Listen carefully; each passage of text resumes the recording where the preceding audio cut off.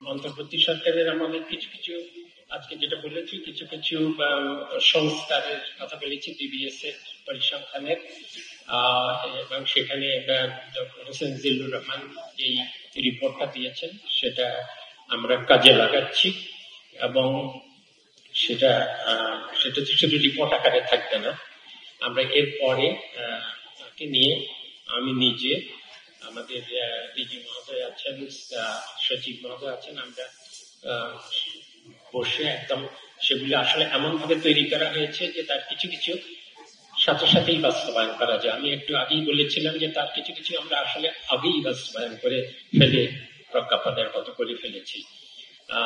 এটা ছিল পরিসংখ্যান আইন 2013, একটা পরিসংখ্যান আইন আছে, প্রয়োজনে আমরা এই পরিসংখ্যান আইনটাই সংশোধন করব, কিন্তু আপাতত আমরা বিবিএস কর্তৃক পরিসংখ্যান প্রস্তুত ও প্রকাশ নীতিমালা 2025 এটা তৈরি করছি এবং এটাই এখন একটা খসড়া আকারে কিন্তু ওয়েবসাইটে দেওয়া আছে, কিন্তু এটাকে আমরা এখনো সরকারিভাবে প্রজ্ঞাপন, গেজেটেড প্রজ্ঞাপন করিনি, এই কারণে যে আমরা এই টাস্ক ফোর্সের রিপোর্টটা দেখে এটাকে আরেকটু কিছু যোগ করা, এটাকে সংশোধন করা দরকার কিনা সেটি নিয়ে অপেক্ষা করছিলাম।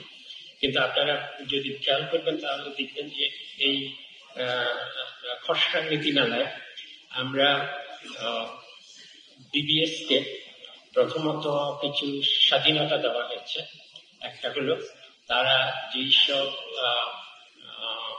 জরিপের ভিত্তিতে যেসব রিপোর্ট তৈরি করে এগুলো তারা নিজেরাই কোনো ঊর্ধ্বতন কর্তৃপক্ষের অনুমোদন ছাড়াই প্রকাশ করতে পারবেন। শর্ত হলো অবশ্যই যে তারা এই রিপোর্টগুলো তৈরির আগে সংশ্লিষ্ট বিবিএস এর বাইরে যেসব একটা প্রত্যেকটা বিষয়ের উপরই বিশেষজ্ঞ কমিটি থাকে তাদের সাথে তাদের পরামর্শ নিয়ে অনুমোদন নিয়েই সেটা প্রকাশ করবেন। আরেকটা হলো যে বিবিএস এর এটা নিয়ে অনেক কথাবার্তা হয় যে বিবিএস নিয়মিত ভাবে জিডিপির প্রবৃদ্ধি, মূল্যস্ফীতি এগুলো তো প্রকাশ করে, প্রতি মাসেই মূল্যস্ফীতি এবং আরেকটা কি মজুরির হারের প্রবৃদ্ধি এগুলো প্রকাশ করে। আর সাধারণত এগুলো মন্ত্রী পর্যায়ে এবং অনেক সময় প্রধানমন্ত্রী পর্যায়েও যেত, কিন্তু এই নীতিমালা অনুযায়ী এগুলো বিবিএস নিজেই প্রকাশ করবে, কাউকে আর দেখানোর প্রয়োজন নেই। এটা হলো বিবিএস এর স্বাধীনতা, কিন্তু স্বাধীনতার সাথে সক্ষমতার প্রশ্নটি জড়িত, যে কারণে আমরা বলেছি যে বিশেষজ্ঞদের সাথে, সংশ্লিষ্ট বিশেষজ্ঞ কমিটির সাথে আলোচনা সাপেক্ষেই কিন্তু এগুলো তৈরি করতে হবে। জিডিপির প্রবৃদ্ধি, জিডিপির পরিমাপ, যেটা নিয়ে সবসময় আলোচনা হয়, বিতর্ক হয়, এটা নিয়ে বিতর্কের অবকাশ থাকার কোনো কারণ নেই। আমি একটু আগেই বলেছি যে জিডিপি যেভাবে তৈরি হয়, জিডিপির প্রবৃদ্ধি যেভাবে তৈরি হয়, সেটাতে সবই হলো, কোনোটাই ব্যক্তিগত ডাটা নেই, কাজেই এখানে ব্যক্তিগত গোপনীয়তার সুরক্ষার কোনো বিষয় নেই এবং এখানে জাতীয়ভাবে খুব সেন্সিটিভ কোনো বিষয় থাকারও কথা না আমার জানা মতে। কাজেই আমি এর মতো আরো অনেক পরিসংখ্যান আছে, কিন্তু আমি জাতীয় আয়ের প্রবৃদ্ধির কথা বিশেষভাবে বলছি যে এটা নিয়েই তো প্রতি বছর বিশ্বব্যাংক একটা বলে, সিডিপি একটা, সিপিডি একটা বলে, এডিবি একটা বলে। এত কন্ট্রোভার্সি তো দরকার নাই। বিবিএস যেভাবে এই পরিসংখ্যানটা করে এটা সম্পূর্ণভাবে উন্মুক্ত থাকা উচিত।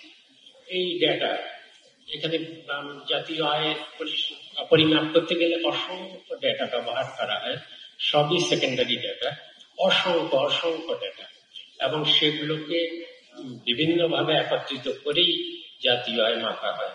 এখন এই ডেটাগুলো সবই কোনোটাই গোপনীয় না, কাজেই যে কেউ তাদের প্রয়োজন অনুযায়ী ডেটা ব্যবহারকারী, সে গবেষক হোক বা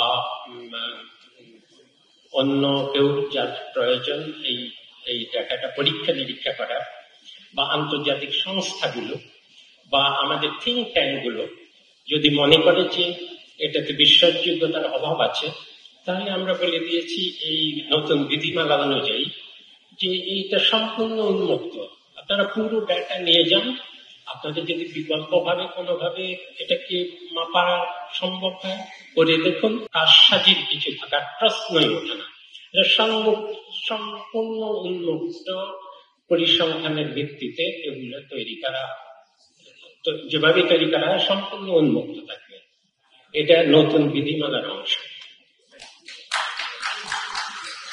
কাজে এখন থেকে যেন আমরা না শুনি যে কেউ বলছে, সন্দেহ করছে, না এবছর তো বড় উৎপাদন এত হয়নি,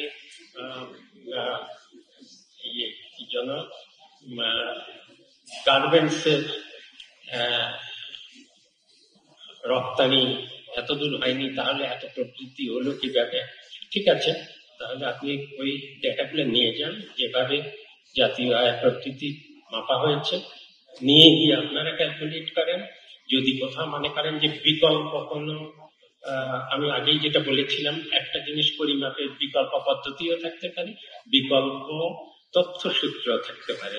সেখানে যদি মনে করা হয় যে বিকল্প বিবিএস ব্যবহার করেছে তার থেকে অন্য আরেকটা প্রকল্প তথ্যগতভাবে পরিসংখ্যানের তথ্যের দিক থেকে বেটার, তাহলে সেটা সাজেস্ট করলে সেটা বিবিএস অবশ্যই গ্রহণ করে, সেটা সংশোধন করে নেবে।